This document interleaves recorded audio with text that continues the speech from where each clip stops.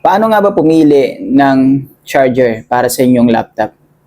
So guys, panoorin niyo yung video na to para maiwasan niyo yung problema na naranasan nitong client ko ngayon. So, ito yung old laptop ng client. Ito ay Acer Aspire 4743 yata yung series nito. So, una natin alamin yon. Focus tayo sa charger. Yung gamit na charger nitong client natin ni ma'am is ito. Akala ko ito yung original charger nitong Acer niya.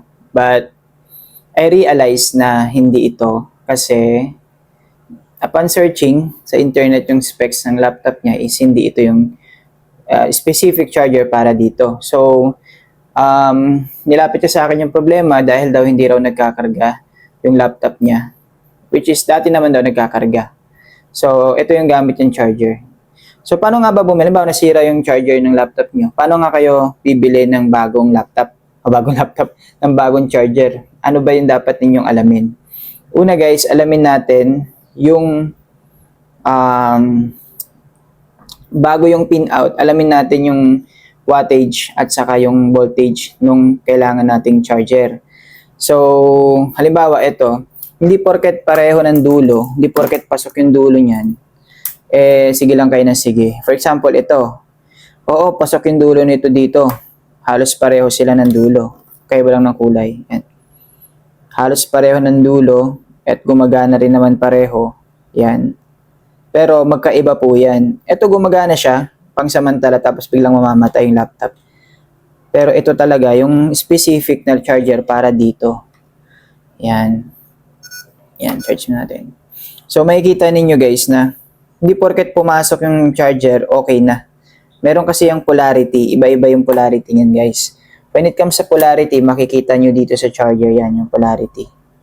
Hindi lang tayo yan. Kita nyo to.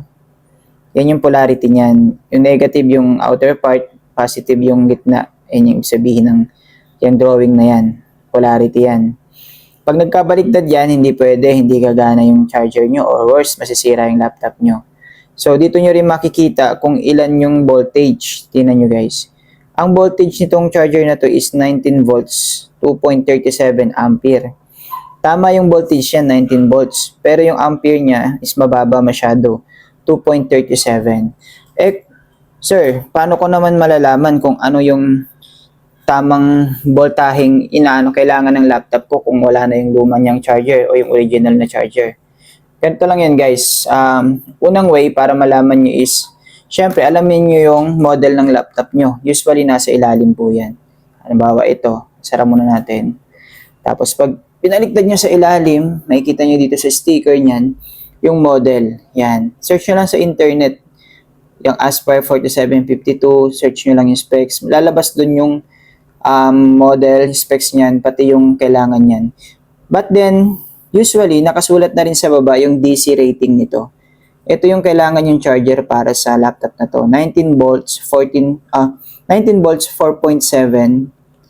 ampere. Yung A niyan ampere. So, kailangan yung charger na bibilin nyo is tugma dito. 19 volts, 4.7 A. So, dun palang malalaman mo na hindi talaga ito yung charger niyang laptop na yan kasi 19 volts, ano lang to, 2.37, napakababa ng ampere na to. Anong mangyayari pag gumamit ka ng mababang ampere sa mataas na rating na dapat ng laptop? Guys, masusunog yung charger nyo kasi pigang-piga siya. Hirap siyang i-power yung ganitong laptop. Kaya, posibleng masunog yung charger at masira talaga yan. Kaya ito nasira dahil pinipilit gamitin dito sa laptop na to. So, ito yung binili nating charger. Yan.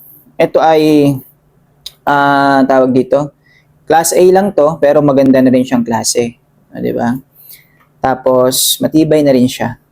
19 volts, 4.74 ampere. Yan ang kailangan niya. Yan yung hinihingi ng laptop, yan yung ibibigay natin. Hindi mas mataas, hindi mas mababa. Kasi it's either masira niyo yung charger nyo, or worse, masira ninyo yung laptop ninyo. So, ganun yung pagpili, guys.